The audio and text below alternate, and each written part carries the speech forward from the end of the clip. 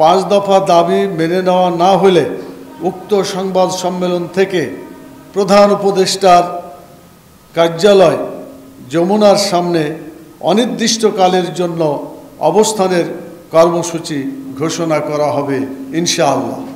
সম্মিলিতই সিদ্ধান্ত যে আমরা এই দাবি আদায়ের জন্য মূল কর্মসূচি হচ্ছে প্রধান উপদেষ্টার কার্যালয় যমুনার সামনে অনির্দিষ্ট অবস্থান। এটাই আমাদের মূল প্রোগ্রাম। তো আজকের বৈঠকেও সেটি সিদ্ধান্ত হয়েছে। তো সরকারের কাছে সাক্ষাতের সময় চাওয়া হয়েছে, সেই প্রেক্ষিতে নিয়মতান্ত্রিক উপায়ে সমাধানটাকে আমরা প্রাধান্য দিচ্ছি বলে ওনারা সময় দিতে চেয়েছেন বিকাল আজকে 4টার মধ্যে। তো সেই প্রেক্ষিতে আমরা এই সময়ের মধ্যেও আমরা কিছু কর্মসূচি ঘোষণা করেছি, সেই অবস্থান কর্মসূচিও ঠিক থাকবে। আপনাদের কাছে এখন বিস্তারিত তারিখ ভিত্তিক কর্মসূচি ঘোষণা করছেন আমাদের 8 দলের পক্ষ থেকে।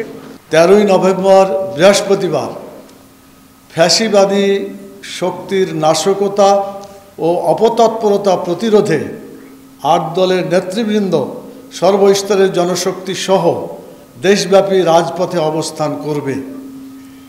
একই সাথে ফ্যাসিবাদ বিরোধী সকল দেশপ্রেমিক শক্তিকে আমরা রাজপথে নেমে আসার আহ্বান জানাচ্ছি।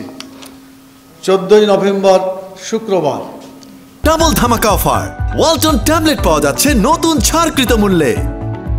জুলাই জাতীয় সনদ বাস্তবায়ন আদেশ জারি ও জাতীয় নির্বাচনের পূর্বে গণভোট আয়োজন সহ 5 দফা দাবিতে দেশব্যাপী জেলা ও মহানগর পর্যায়ে বিক্ষোভ মিছিল অনুষ্ঠিত হবে। 16ই নভেম্বর রবিবার আন্দোলনরত 8 দলের শীর্ষ নেতাদের বৈঠক সকাল 11টায় অনুষ্ঠিত হবে। বৈঠক শেষে আলফালা মিলনায়তনে দুপুর 12টা 30 সংবাদ সম্মেলন অনুষ্ঠিত হবে।